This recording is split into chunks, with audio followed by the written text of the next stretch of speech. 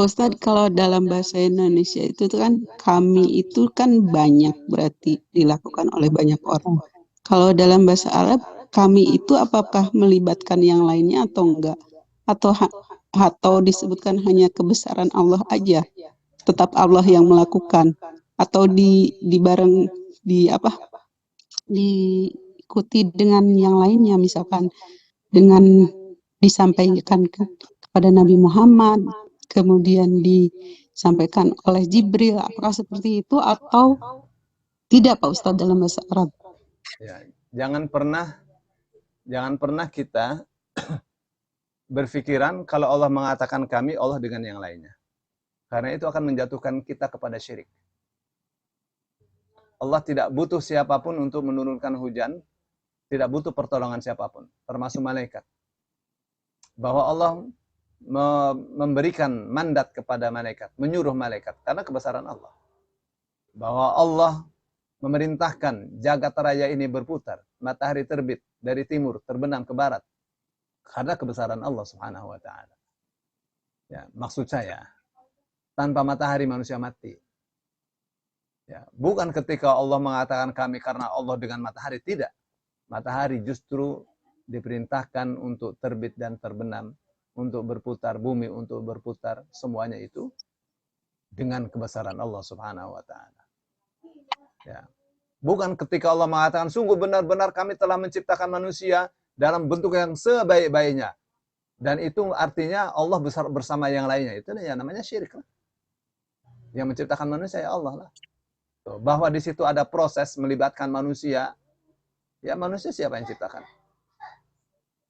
Ya. Tidak kalau Allah mengatakan dirinya kami melibatkan yang lain juga bersama Allah. Itu namanya syirik. Ya. Saya kira itu ya. Berarti berbeda artinya dalam seperti bahasa Indonesia ya Pak Ustadz? Beda. Bahasa Arab itu sastranya tinggi sekali. Jadi kapan, misalnya saya nulis, sekarang saya tulis disertasi, terus saya mengatakan nahnu, itu pasti ditanya gitu, kamu siapa?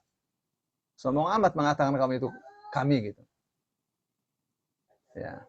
Jadi mesti berhati-hati. Saya ketika menulis misalnya wara'aina dan kami berpendapat, pendapat kami misal ngomong begitu ya, itu pasti itu akan dicecar.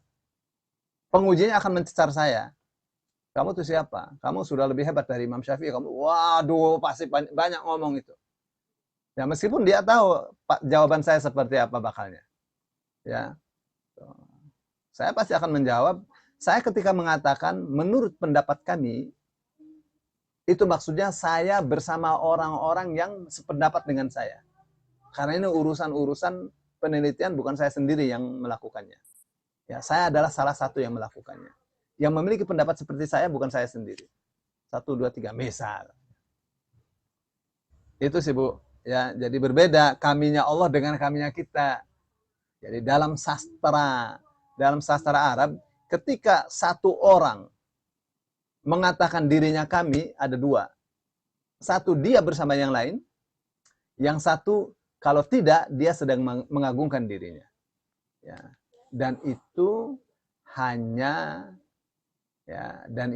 hanya dimiliki untuk Allah atau oleh Allah Subhanahu wa Ta'ala untuk urusan-urusan yang hanya Tuhan saja yang bisa.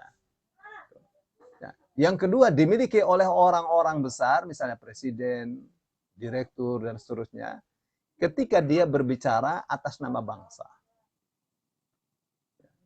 Kami bangsa Indonesia, ya kami bangsa Indonesia.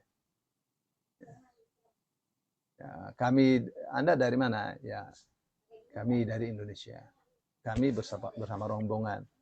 Ya. Begitu. Saya ada ya